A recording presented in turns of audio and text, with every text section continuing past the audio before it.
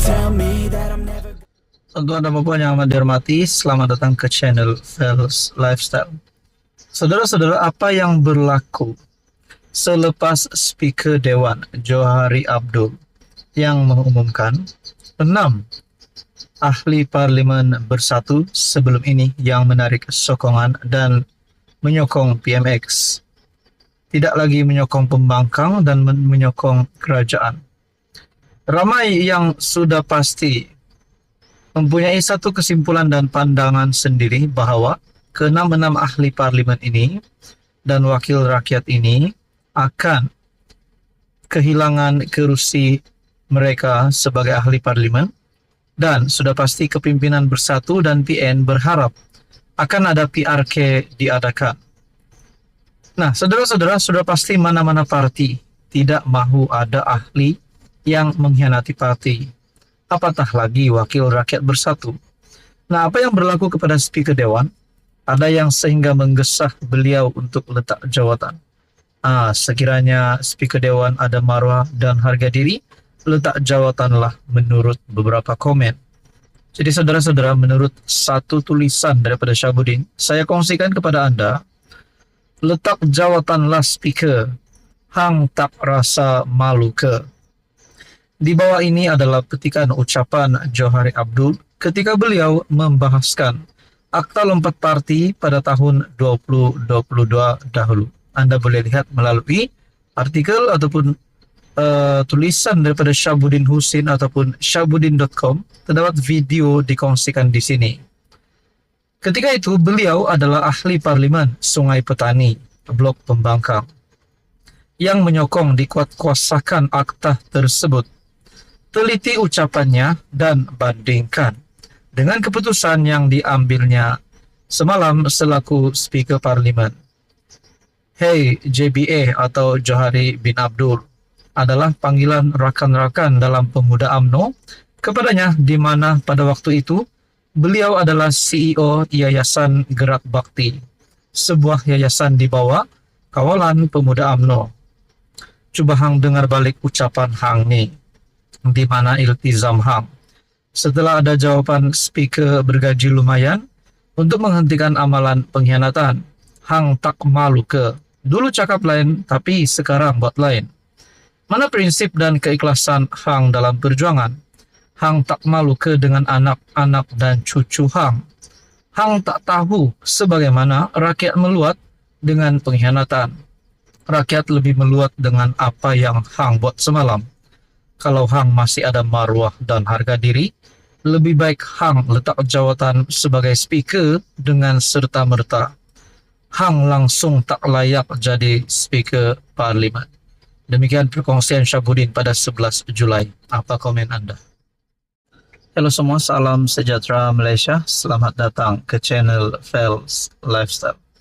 Tentu Anda Bapak yang amat dihormati, selepas satu isu berkaitan dengan penarikan sokongan daripada MP Bersatu terhadap pembangkang dan menyatakan sokongan terhadap PMX, kepimpinan Bersatu sudah pasti berharap selepas keahlian mereka dilucutkan, sudah pasti pemimpin Bersatu dan PN mahu kerusi mereka dikosongkan dan PRK diadakan semula.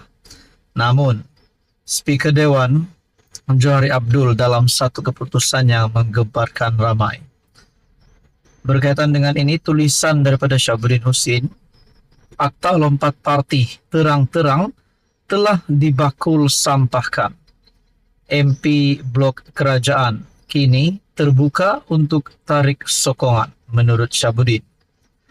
Tidak ada rakyat Malaysia yang waras dan kepalanya tak masuk air yang dapat menerima keputusan Speaker Parlimen Johari Abdul tidak mengosongkan 6 kerusi Parlimen yang wakil rakyat telah terhenti keahliannya daripada Bersatu kerana tidak patuh kepada kehendak serta pendirian parti dengan menyokong Perdana Menteri Anwar Ibrahim.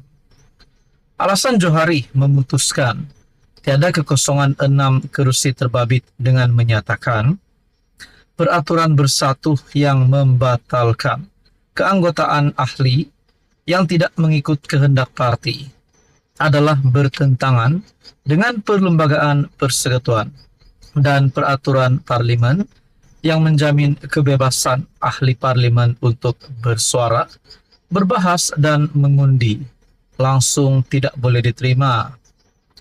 Johari terbukti telah membuat kesimpulan songsang dalam keputusannya tanpa mengambil kira kewujudan akta lompat parti serta ketetapan dalam akta pendaftar pertubuhan.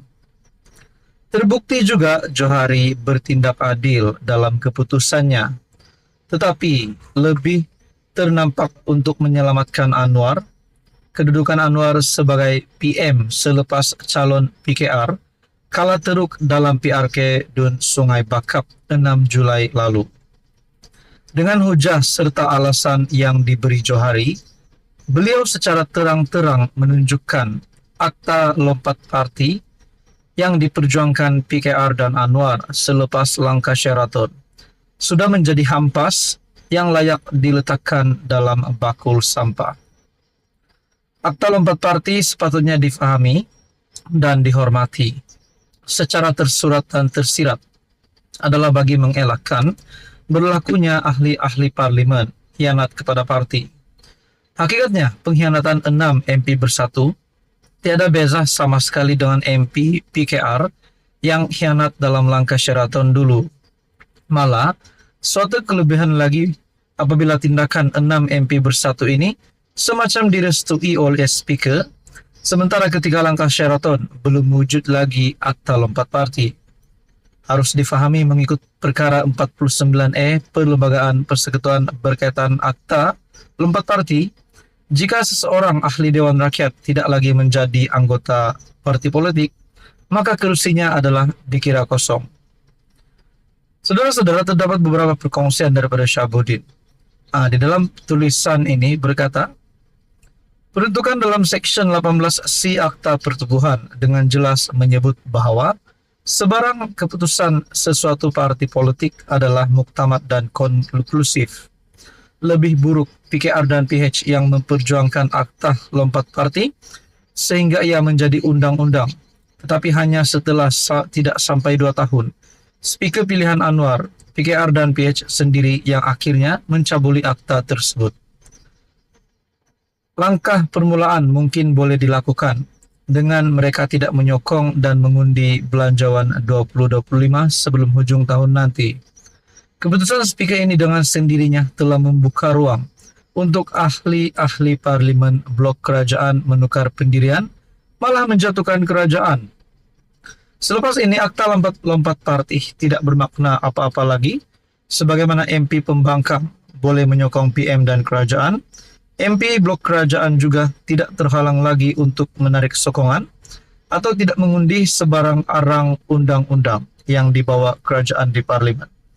Ada ubi, ada batas. Insya Allah, kecurangan sikap dan kepura-puraan dalam perjuangan yang dipamerkan suci juga akan ada balasannya menurut Syahabuddin. Jadi saudara-saudara, apa komen Anda? Adakah selepas ini Speaker Dewan boleh dipecat ataupun letak jawatan kerana perkara ini?